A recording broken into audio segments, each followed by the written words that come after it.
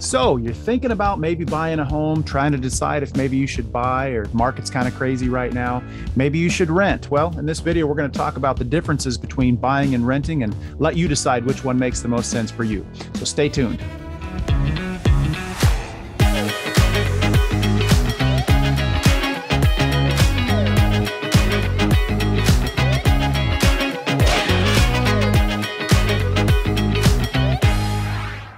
Hey, if this is the first time to our channel, thank you for stopping by.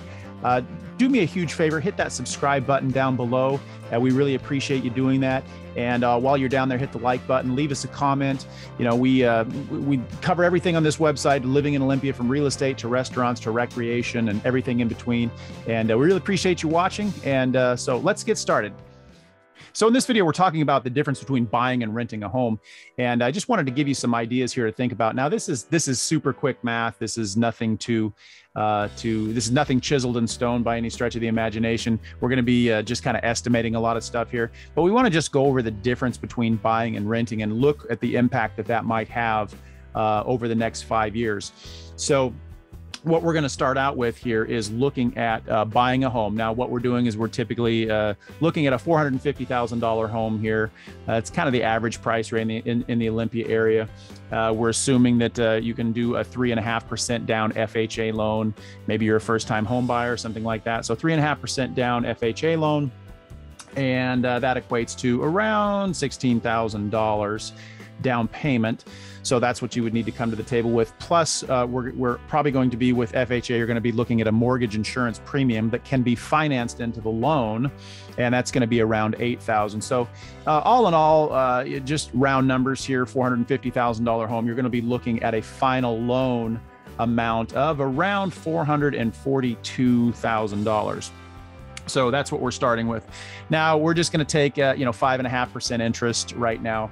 Now, especially with interest payments, we need to talk about that too, and we'll cover that in a second. Interest rates are going up a little bit, but with a 5.5% interest payments, you're going to be looking at about a $2,500 principal and interest payment. And we're just going to estimate property taxes and insurance is another $800. So out the door, you're looking at around a $3,300 payment for a $450,000 home with 3.5% down. Okay, so let's look at what that might look like in 5 years from now. Okay, we're experiencing appreciation. Now, appreciation is slowing down. We've been seeing double-digit appreciation over the last few years. We don't expect that to continue. We don't expect appreciation to stop either. So I'm going to figure just a 5 to 6% appreciation rate, which is somewhat conservative, very conservative to what we've been seeing. But $450,000 house in 5 years from now, at a 5% or at a 6% rate, is going to be worth $600,000. Now, that's $192,000 in equity that you're gaining there. And also, you're also going to be looking at some principal buy down. So you're looking at, over that time, just an appreciation of about $192,000 in equity. And the other thing to keep in mind here is we're not even factoring any tax, income tax benefits that come with home ownership. So let's, on the other side, take a look at maybe renting a home. You could probably rent a 2,300 square foot, 3-bedroom, 2-bath for around $2,500 a month in the Olympia area. Somewhere between $1.50 a square foot per rent seems to be the range. Obviously, you can get less than that, and you can get more than that. So that means you're going to be spending $30,000 a year in rent that's going to someone else and not you, and you don't have the tax benefits of home ownership. And what's that look like in 5 years from now? You're looking at a whopping $150,000 that you've paid in rent over that 5-year period. So take the $150,000 that you lost in rent and the $192,000 that was gained from the equity, and there's also going to be some principal pay down there as well. You're looking at a $342,000 mistake there.